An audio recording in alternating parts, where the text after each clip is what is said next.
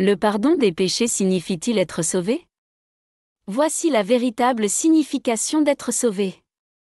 Dans le monde d'aujourd'hui, les catastrophes sont fréquentes: peste, tremblements de terre, guerres, inondations, et toutes sortes de désastres naturels se succèdent, et beaucoup de gens vivent dans l'anxiété, s'inquiétant de l'incertitude de l'avenir.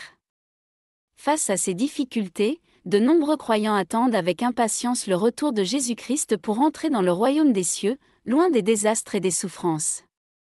Cependant, certains peuvent se demander pourquoi, malgré leur foi solide, le Seigneur Jésus n'est pas encore revenu pour nous emmener. Suis-je vraiment sauvé? Le Seigneur m'emmènera-t-il à lui? Comment comprendre la véritable signification d'être sauvé? En ce qui concerne le salut, beaucoup de gens peuvent penser qu'ils sont sauvés parce qu'ils croient au Seigneur et que leur péché a été pardonné, pensant: après tout, nous avons demandé pardon, nous sommes allés à l'église et nous avons confessé nos péchés devant Dieu. Mais le salut signifie-t-il uniquement le pardon des péchés? La Bible l'explique plus en détail. Regardons Matthieu 7, 21 à 23, ceux qui me disent: Seigneur, Seigneur, n'entreront pas tous dans le royaume des cieux, mais celui-là seul qui fait la volonté de mon Père qui est dans les cieux.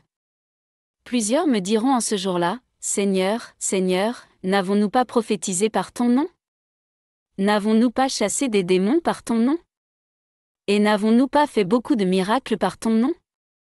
Alors je leur dirai ouvertement: je ne vous ai jamais connus, retirez-vous de moi, vous qui commettez l'iniquité.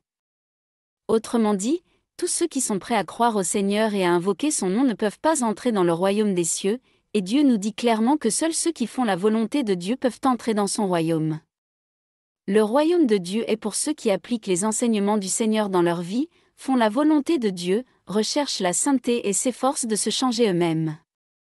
Beaucoup d'entre nous, croyants, ont déjà reçu le pardon de Dieu par notre foi dans le Seigneur, mais notre nature pécheresse reste inchangée, comme la colère, la jalousie, la cupidité, la vanité, la poursuite du monde, etc., qui sont toutes présentes en nous.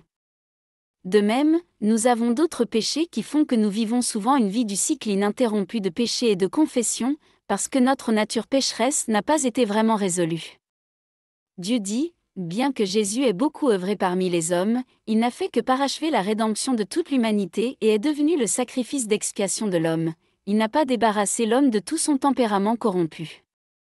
Sauver entièrement l'homme de l'influence de Satan n'exigeait pas seulement de Jésus qu'il devienne le sacrifice d'expiation et qu'il porte les péchés de l'homme, mais aussi que Dieu œuvre de façon plus grande encore pour entièrement débarrasser l'homme de son tempérament corrompu par Satan.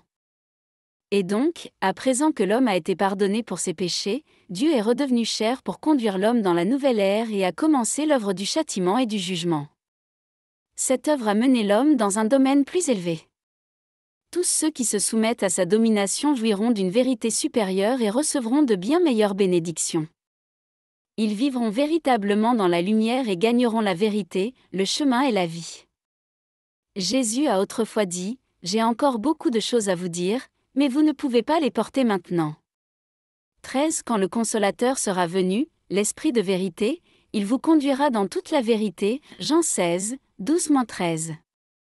Dieu nous dit clairement qu'il reviendra et qu'il nous révélera des vérités plus profondes, pour que nous puissions nous connaître et nous renouveler et que nous soyons complètement libérés du péché.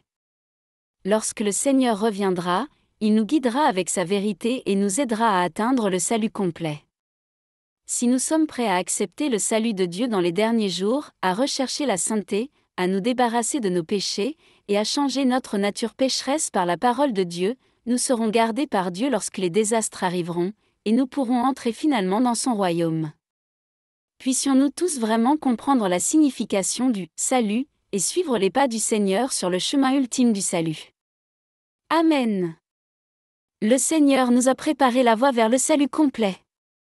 Si vous voulez en savoir plus sur la vérité du salut, cliquez sur le lien dans mon profil et rejoignez notre groupe d'études, où nous pourrons étudier la parole de Dieu ensemble, comprendre ce que signifie être vraiment sauvé, et prendre le chemin du vrai salut.